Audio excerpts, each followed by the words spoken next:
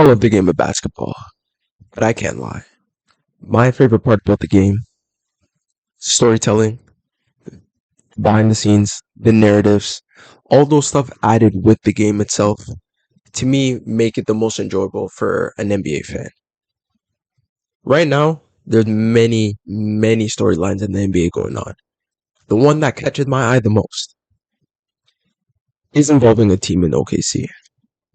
OKC right now is the number one seed in the West. Who knows how sustainable that is? We got maybe like around 15 games left, around 15 games, and we're at home stretch. This is the best OKC has looked in years. And honestly, how they ended up with the team they have is maybe people would say is the orthodox way of rebuilding. To have it work out this nice for them, wherein they're in such a good position, their future is looking brighter than any other team, and they're still the best team in at least the West right now.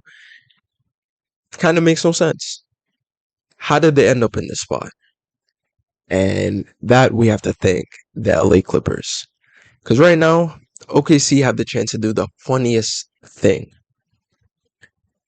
If the OKC Thunder, by any chance, either beat or surpass what the Clippers have done in the past years, which would make it to the conference finals, this looks so bad on the Clippers.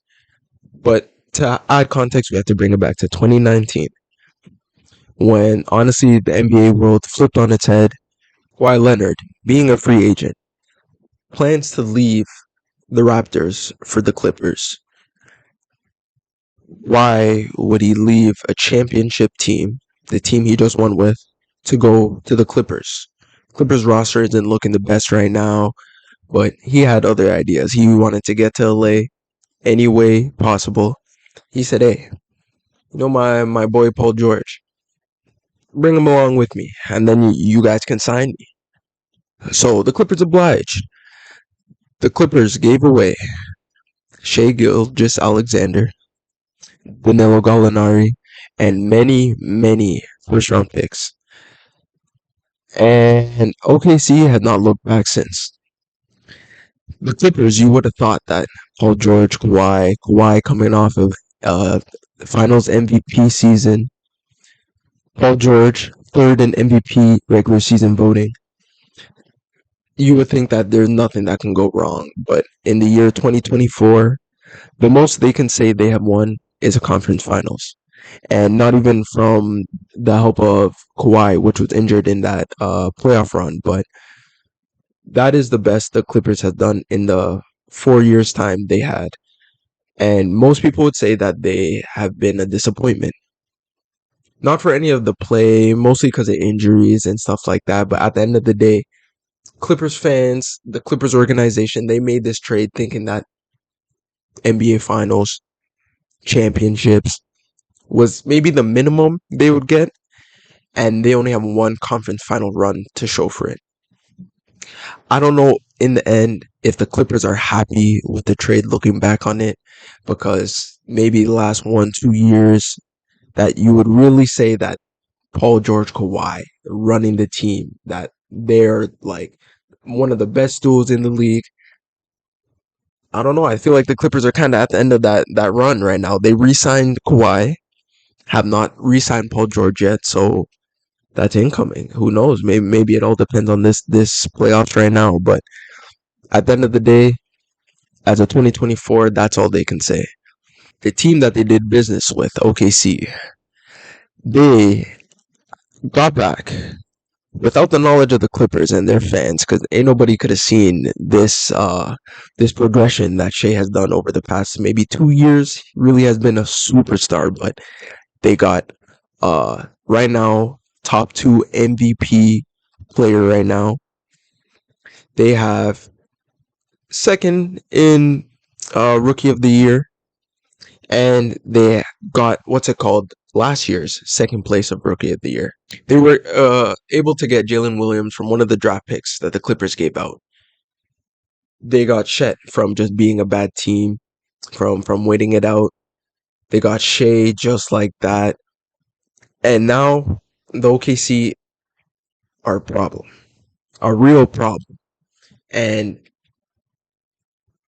if in any world they surpass whatever the Clippers have done, they beat the Clippers in the playoffs, I think the Clippers are the laughingstock of the league. And no one can say that they would go back in time and not do what the Clippers did, because on paper, the Clippers made a great decision.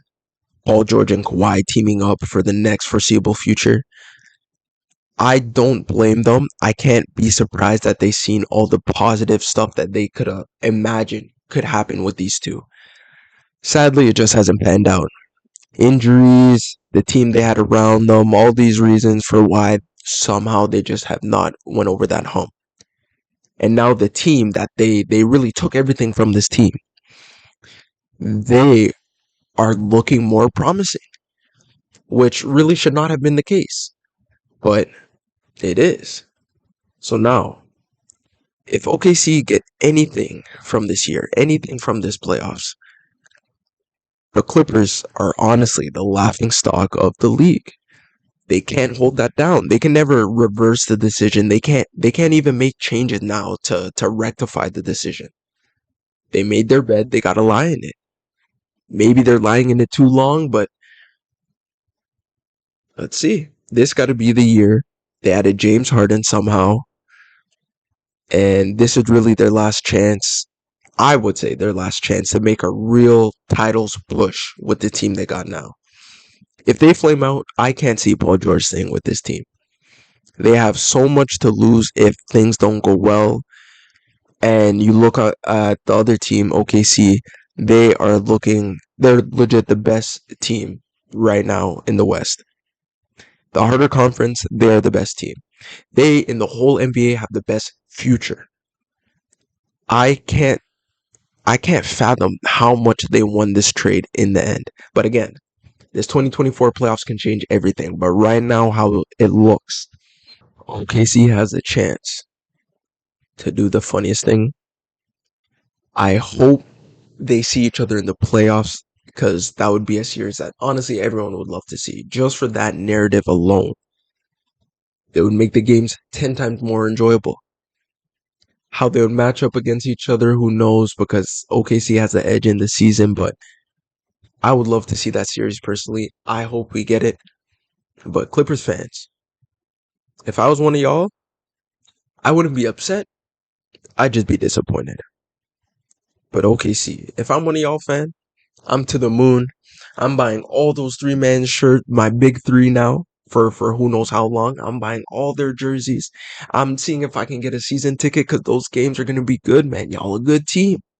Out of nowhere, y'all a crazy good team. Something to be happy about.